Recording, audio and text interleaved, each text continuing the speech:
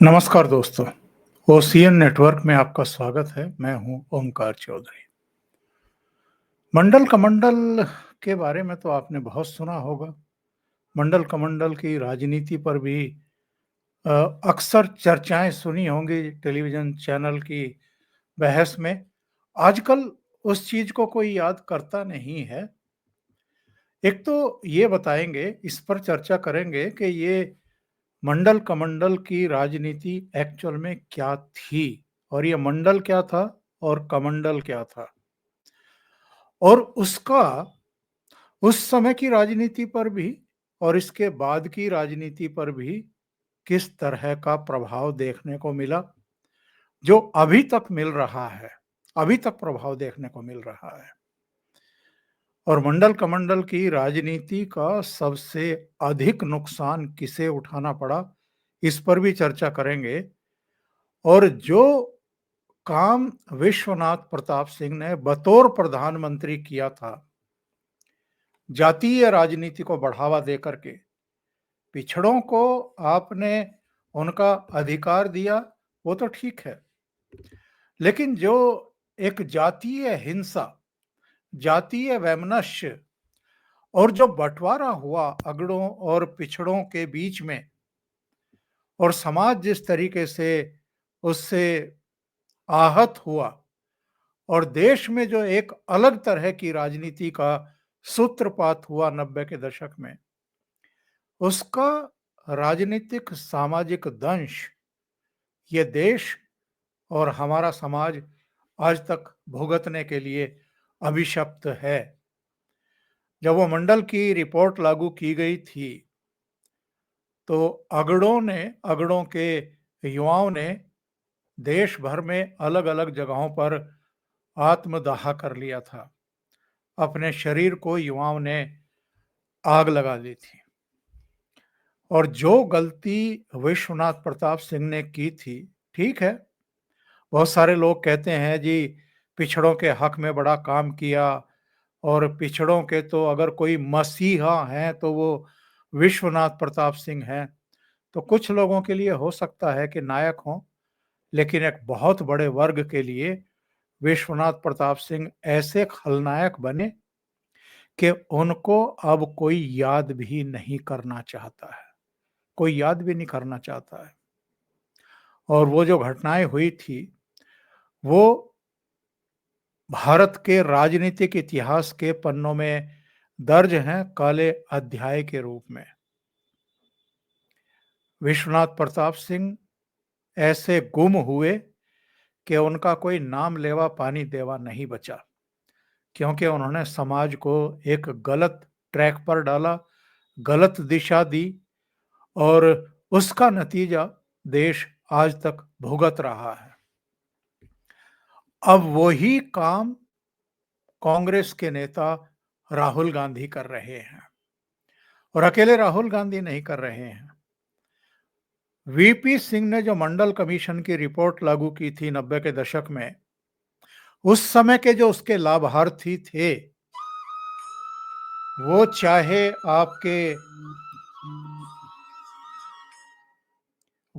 लालू का कुनबा हो, चाहे मुलायम सिंह यादव का कुनबा हो, या अलग अलग राज्यों में जो भी लोग उस समय उसके लाभार्थी बने थे, या उनकी बात हो, उन सब ने ये जो इस समय राहुल गांधी ने कांड किया है, जातीय गणना कराएंगे, उसे लागू करेंगे, पहचान करेंगे, लोगों का उनकी संख्या के आधार पर उनको हम उनका हक देंगे, ये जो निचले स्तर की राजनीति खेली है राहुल गांधी ने लोकसभा चुनाव में, और इसमें जिस तरीके से लालू के कुनबे ने, मुलायम सिंह के कुनबे ने और कुछ दूसरे लाभार्थियों ने हाथ सेकने का काम किया है, 90 के दशक में भी सबसे बड़ी अगर कोई विक्टिम थी, सबसे ज्यादा नुकसान अगर किसी को हुआ था, तो वो कांग्रेस पार्टी हुई थी।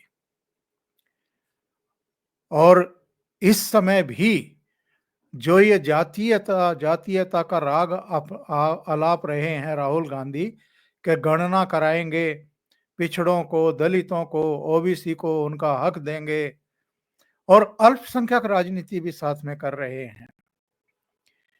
ये कांग्रेस पार्टी को कहाँ लेकर के जाएगी? एक दौर ऐसा आएगा, मैं बता रहा हूं आपको, एक दौर ऐसा आएगा जब दूरबीन से ढूंढेंगे और कांग्रेस ढूंढे नहीं मिलेगी। जिस तरह की आत्मघाती राजनीति इस समय कांग्रेस पार्टी कर रही है, और ये मैं इसलिए कॉन्फिडेंटली कह रहा हूं कि 90 के दशक में भी जब विश्वनाथ प्रताप सिंह ने वेंटिलेटर पर पहुंच चुकी अपनी सरकार को ये मंडल नाम का ऑक्सीजन देने की कोशिश की थी, तो कमंडल हुआ था। यानी लाल कृष्ण आडवाणी ने सोमनाथ से अयोध्या तक की यात्रा शुरू की थी सितंबर 1990 में, और वो अक्टूबर तक चली थी। बिहार जब ये यात्रा पहुंची थी तो लालू यादव मुख्यमंत्री थे। समस्तीपुर में लाल कृष्ण आडवाणी यात्रा को रोक दिया गया था, उनको हिरासत में लेकर के गेस्ट हाउस में नजरबंद कर दिया गया था।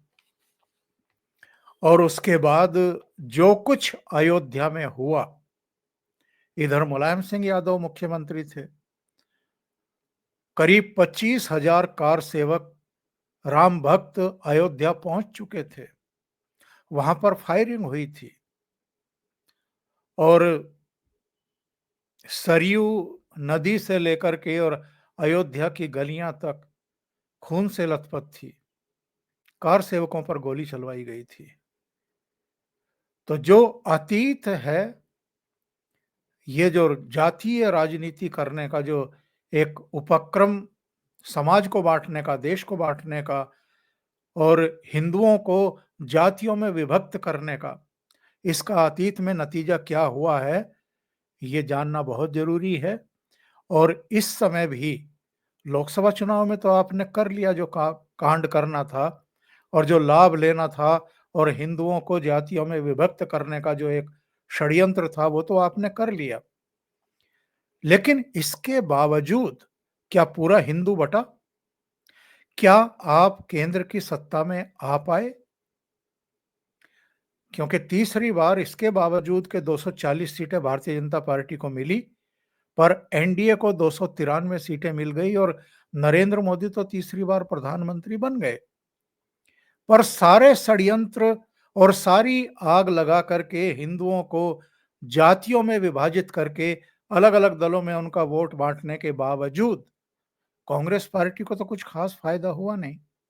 बस इतना हुआ कि वो 52 से 98-99 पर पहुंच गई। तो इससे क्या होना जाना है? अब मैं आपको बताता हूं कि ये मंडल और कमंडल की राजनीति एक्चुअल में क्या थी। 1975 में, और संक्षेप में ही बताते हैं, बहुत लंबे चौड़े नहीं। 1975 में जब इंदिरा गांधी ने इमरजेंसी लागू की थी, तो 2-2.5 साल, वो जो भी 22 महीने के आसपास का जो पीरियड था, उसमें किस तरह के अत्याचार पूरे देश में और देशवासियों पर हुए, वो मुझे दोहराने की जरूरत नहीं है। सभी राजनीतिक दलों के नेताओं को, कांग्रेस को छोड़ करके, उनके सहयोगियों को छोड़ करके सबको जेलों में ठूंस दिया गया था, नजरबंद कर दिया गया था। जब इमरजेंसी उठी और 1977 में चुनाव हुए, तो पूरे उत्तर भारत में कांग्रेस का सफाया हो गया। दक्षिण से उसको 150 के आसपास सीटें मिली, लेकिन इंदिरा गांधी तक रायबरेली से चुनाव हार गई, संजय गांधी हार गए। उसके बाद जब मोरारजी देसाई के नेतृत्व में सरकार जनता पार्टी की बनी, तो 20 दिसंबर 1978 को मोरारजी देसाई ने बीपी मंडल के अध्यक्षता में एक 6 सदस्यीय आयोग बनाया। पिछड़ा वर्ग आयोग उसको नाम दिया गया, और चूंकि उसके अध्यक्ष बीपी मंडल थे, तो इसलिए उसका नाम मंडल आयोग पड़ गया बाद में। उसको कहा गया कि आप पिछड़ों की स्थिति को एनालाइज करिए और उनको कितना आरक्षण दिया जाना चाहिए, ये जरा बताइए। उस समय एससी एसटी को 22.5% आरक्षण ऑलरेडी दिया गया था। ये पिछड़ों की बात थी। 1980 में 13 दिसंबर को मंडल कमीशन ने अपनी रिपोर्ट तब के राष्ट्रपति ज्ञानी जैल सिंह को सौंप दी। और इसके बाद वो समय भी आया जब राष्ट्रपति के कहने पर 30 अप्रैल 82 को ये रिपोर्ट सदन के पटल पर रखी गई। उस समय इंदिरा गांधी प्रधानमंत्री थी। सदन के पटल पर तो रख दी, लेकिन इंदिरा गांधी ने इसकी सिफारिशों को लागू नहीं किया। इंदिरा गांधी की 1984 में अक्टूबर में हत्या हो गई। उनके ही सुरक्षा कर्मियों ने मार डाला। उनके बेटे राजीव गांधी प्रधानमंत्री बने। तो मंडल कमीशन की रिपोर्ट ना तो इंदिरा गांधी ने लागू की, ना राजीव गांधी ने लागू की, जो 1989 तक प्रधानमंत्री थे। और आज इंदिरा गांधी का पोता और राजीव गांधी का बेटा जातीय गणना की बात करता है, ओबीसी की बात करता है, दलितों की बात करता है, आदिवासियों की बात करता है, ताकि हिंदुओं को बांटा जा सके। लेकिन इनके पुरखों के कारनामे क्या थे? मोरारजी भाई के सरकार के समय जो मंडल कमीशन लागू किया गया, बनाया गया, उसकी सिफारिशें इंदिरा गांधी के समय पेश की गई। इंदिरा गांधी ने लागू नहीं की, राजीव गांधी ने लागू नहीं की। उसकी सिफारिश ये थी कि पिछड़ों को 27% आरक्षण दे दिया जाए। और चूंकि सुप्रीम कोर्ट की गाइडलाइंस थी कि 50% से अधिक आप आरक्षण की लिमिट नहीं बढ़ा सकते, तो वो 27 दशमलव समथिंग कुछ उनको देने का ऐलान किया गया था, सिफारिशें की गई थी। अच्छा, ये कब लागू हुई? 1989 में विश्वनाथ प्रताप सिंह प्रधानमंत्री बने, राजीव गांधी की सरकार चली गई। बोफोर्स और दूसरे मामलों को लेकर के वीपी सिंह के मतभेद हो गए थे। उन्होंने कांग्रेस भी छोड़ दी, वित्त मंत्रालय भी छोड़ दिया, राजीव गांधी का मंत्रिमंडल भी छोड़ दिया। और बाद में देवीलाल के नेतृत्व में एक न्याय युद्ध चल रहा था, तो उनके सहयोग से वीपी सिंह आगे बढ़े। शुरू में उन्होंने जनमोर्चा बनाया था, जिसमें सतपाल मलिक, रामधन, अरुण नेहरू, आरिफ मोहम्मद खान, ये सब थे। और बाद में वो जनमोर्चा भी जनता दल में मर्ज कर गया। अजीत सिंह की पार्टी भी, दूसरे भी। अच्छा, भारतीय जनता पार्टी ने भी सहयोग दिया 1989 में जब सरकार बनी। वामपंथियों का भी सहयोग था। लेकिन हुआ क्या?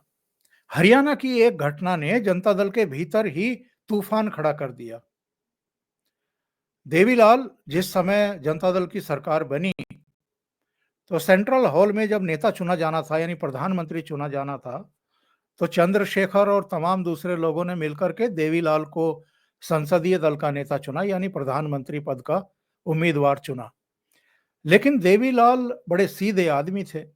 उन्होंने अपने सिर की पगड़ी उतार करके वीपी सिंह के सिर पर रख दी और उन्होंने कहा कि एक नारा उस समय प्रचलित था, राजा नहीं फकीर है, देश की तकदीर है। तो वीपी सिंह के सिर पर उन्होंने अपनी पगड़ी रख दी, यानी जो वो नेता चुने गए थे, उन्होंने वीपी सिंह को नेता चुन करके कहा कि राजा साहब ही देश के प्रधानमंत्री बनेंगे। लेकिन जब उन्होंने हरियाणा में मुख्यमंत्री पद से इस्तीफा देकर के अपने बेटे ओम प्रकाश चौटाला को मुख्यमंत्री बनाया, तो वीपी सिंह उनके खिलाफ हो गए।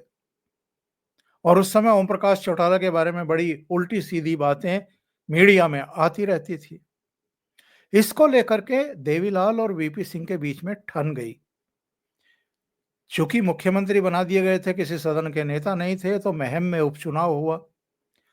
उपचुनाव में गोलीबारी हो गई, एक कैंडिडेट की मौत हो गई। इसको लेकर के वीपी सिंह ने जो है ओम प्रकाश चौटाला का इस्तीफा मांग लिया, क्योंकि उनके ऊपर एक प्रेशर आ गया। इससे देवीलाल और ज्यादा नाराज हो गए। फिर ओम प्रकाश चौटाला को एक दूसरी जगह से चुनाव लड़वाया गया, वहां से भी जीत करके वो आ गए। फिर उनको मुख्यमंत्री पद की शपथ दिलाई गई। तो वीपी सिंह और देवीलाल के बीच में जबरदस्त मतभेद पैदा हो गए थे। और हालत ये हो गई थी कि केंद्रीय मंत्रियों ने इस्तीफे देने शुरू कर दिए थे। वीपी सिंह की सरकार हिलने लगी थी और 8 महीने के भीतर ही ये सब हो गया था, वीपी सिंह के शपथ लेने के बाद। तो हुआ ये कि जब ये इस्तीफों का क्रम शुरू हुआ और वीपी सिंह की सरकार वेंटिलेटर पर पहुंच गई, तो वीपी सिंह को लगा कि और देवीलाल ने 9 अगस्त 1990 को यहाँ इंडिया गेट के पास दिल्ली में रैली का ऐलान कर दिया। अपना शक्ति प्रदर्शन करने का ऐलान उन्होंने कर दिया और काशीराम उस समय जिंदा थे, तो काशीराम भी उस रैली में आने वाले थे। वीपी सिंह ने वो मंडल कमीशन की रिपोर्ट निकाली, झाड़ पोंछ करके उसको लागू करने का ऐलान कर दिया। यानी पिछड़ों की राजनीति का दांव चल के उन्होंने देवीलाल को और उनके साथियों को अलग थलग करने की साजिश रची, कोशिश करी, पर सरकार को नहीं बचा पाए। सरकार ढह गई। देवीलाल की रैली भी हुई, लाखों लोग भीड़ इकट्ठा हुए वहां पर। वीपी सिंह की सरकार गई तो उसके बाद चंद्रशेखर प्रधानमंत्री बने, देवीलाल उसमें उप प्रधानमंत्री बने। उससे पहले देवीलाल वीपी सिंह की सरकार में भी उप प्रधानमंत्री थे।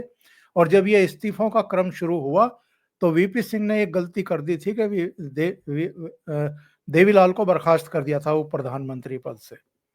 तो सरकार तो वीपी सिंह की जानी ही थी। वीपी सिंह ने जल्दबाजी में जो मंडल कमीशन की रिपोर्ट लागू की, पिछड़ों को 27% आरक्षण दिया केंद्रीय नौकरियों में, उसके खिलाफ पूरे देश में बवाल हो गया। जगह जगह जो नौजवान थे अगड़े सवर्ण वर्ग के, उन्होंने आत्मदाह करना शुरू कर दिया जगह जगह। और पूरे देश में वीपी सिंह के खिलाफ एक माहौल बन गया, जबरदस्त माहौल बन गया। वीपी सिंह को रिजाइन करना पड़ा। चंद्रशेखर प्रधानमंत्री बन गए, फिर से देवीलाल उप प्रधानमंत्री बन गए। वो सरकार भी नहीं चली क्योंकि राजीव गांधी ने एक बहाना बना करके कि जी हरियाणा पुलिस के कुछ लोग मेरे घर की निगरानी कर रहे हैं, वो समर्थन विड्रॉ कर लिया। चंद्रशेखर की सरकार भी गिर गई। फिर लोकसभा चुनाव हुए, उसमें दूसरे चरण के का जब प्रचार कर रहे थे राजीव गांधी, तो तमिलनाडु में श्री पेरम्बदूर में लिट्टे के आतंकवादियों ने उनकी जान ले ली, उनकी हत्या कर दी। तो पीवी नरसिम्हा राव प्रधानमंत्री बने। पर पीवी नरसिम्हा राव ने भी जो सिफारिशें लागू करने का फैसला वीपी सिंह ने किया था, उसको पीवी नरसिम्हा राव ने भी कंटिन्यू किया और लागू कर दिया, क्योंकि उसको विड्रॉ तो कर नहीं सकते थे। विड्रॉ करने का मतलब आत्महत्या होता। लेकिन उसका खामियाजा कांग्रेस को भुगतना पड़ा। उसका मंडल कमीशन की रिपोर्ट लागू करने का फायदा मुलायम सिंह जैसे जो पिछड़ों की राजनीति करते थे, लालू यादव जैसे और कुछ और चेहरों को तो मिला, पार्टियों को तो मिला, लेकिन कांग्रेस का सुपड़ा साफ हो गया। कांग्रेस ढलान पर चलती चली गई। और आज की तारीख में वही गलती जो विश्वनाथ प्रताप सिंह ने 90 के दशक में की थी, आज से 34-35 साल पहले, वही गलती कांग्रेस फिर कर रही है, राहुल गांधी फिर कर रहे हैं। फिर जातीयता की आग से खेलने की कोशिश कर रहे हैं। इसके बाद कांग्रेस का क्या होगा, ये तो आने वाला टाइम बताएगा। लेकिन जब से राहुल गांधी ने ये काम शुरू किया है, तब से 90 के दशक में तो उसको काउंटर करने की जिम्मेदारी लाल कृष्ण आडवाणी ने और नरेंद्र मोदी ने उठाई थी। मैंने जो एक थंबनेल लगाया है आज, उसमें आप देखेंगे कि नरेंद्र मोदी भी लाल कृष्ण आडवाणी के साथ आपको रथ पर दिखाई दे रहे हैं। ये मैं आपको दिखा भी देता हूं। वो जो सोमनाथ से यात्रा शुरू हुई थी गुजरात से अयोध्या तक के लिए, उसमें सारथी नरेंद्र मोदी ही बने थे लाल कृष्ण आडवाणी के। इसमें आडवाणी जी, उनकी पत्नी, नरेंद्र मोदी और दिल्ली के नेता विजय गोयल दिखाई दे रहे हैं आपको। तो उस समय लाल कृष्ण आडवाणी ने मंडल कमीशन की रिपोर्ट का काउंटर करने के लिए कमंडल हाथ में उठाया था, रथ यात्रा निकाली थी। और आज की तारीख में तो नरेंद्र मोदी प्रधानमंत्री हैं और अब योगी आदित्यनाथ ने बटेंगे तो कटेंगे का उद्घोष कर दिया है और प्रधानमंत्री ने भी कहा है कि एक रहेंगे तो सेफ रहेंगे। उस समय वीपी सिंह ने हिंदुओं को बांटने की कोशिश की थी, तो लाल कृष्ण आडवाणी ने हिंदुओं को एकजुट करने का प्रयास किया और अब राहुल गांधी वही आत्मघाती कदम उठा रहे हैं। तो योगी आदित्यनाथ से लेकर के संघ प्रमुख मोहन भागवत और प्रधानमंत्री नरेंद्र मोदी तक सब अब एक निष्ठ होकर के हिंदुओं को इकट्ठा करने की कोशिश कर रहे हैं। दूसरी बात जिस पर मैंने कहा है कि कांग्रेस ढूंढे नहीं मिलेगी, ये जो एक डर्टी पॉलिटिक्स इन्होंने महाराष्ट्र के चुनाव में की है, सज्जाद नोमानी को आगे करके फतवा जारी कर दिया, वोट जिहाद की हिमाकत पर उतर आए, जिस तरीके से मुस्लिमों को लामबंद कर रहे थे, मुस्लिमों को बेशर्मी से तुष्ट करने की कोशिश कर रहे थे, उनकी 17 सूत्री मांगे जो है वो एक्सेप्ट कर ली और बांग्लादेश में जो कुछ हुआ है और हो रहा है, उसका जो हम इस समय रिएक्शन देख रहे हैं देश के भीतर, ज्ञानवापी का मामला हो, इससे पहले चाहे श्री कृष्ण जन्माष्टमी श्री कृष्ण जन्मभूमि का मामला हो, अयोध्या में भगवान राम के मंदिर के निर्माण का मामला हो, अभी संभल में हरिहर मंदिर का मामला हो या अजमेर दरगाह वाला मामला हो, जिसमें यह कहा जा रहा है कि वो भी महादेव का मंदिर था, शिवालय था, उसके ऊपर यह दरगाह निर्मित की गई है। ये सारे मामले अब क्यों उठाए जा रहे हैं, जरा गंभीरता से सोचिए। और ये जो सारे के सारे सांप अपने बिलों से एक साथ निकल आए हैं, सब जिस तरह का विश्व वमन कर रहे हैं, आप सबके बयान उठा करके देख लीजिए, कौन कौन अब निकल करके बयानबाजी कर रहा है और पूरे वातावरण में जहर घोलने की कोशिश कर रहा है और झूठ बोल रहा है, झूठ बोल रहे हैं। ये सारे के सारे अब बिल बिला रहे हैं, इनको पता है कि हिंदू जाग गया है और अब तक तो ये हिंदुओं पर हावी थे, अब हिंदुओं ने अपने उन सारे धर्म स्थलों पर कोर्ट्स में याचिका लगानी शुरू कर दी हैं, तथ्यों के साथ याचिका लगानी शुरू कर दी कि ये हमारे आस्था के केंद्र रहे हैं, हमारे मंदिर रहे, हमारे धर्म स्थल रहे, इनका सर्वे कराया जाए। और जब से ये सब शुरू हुआ है, तब से आप देख लीजिए देश में वातावरण क्या है।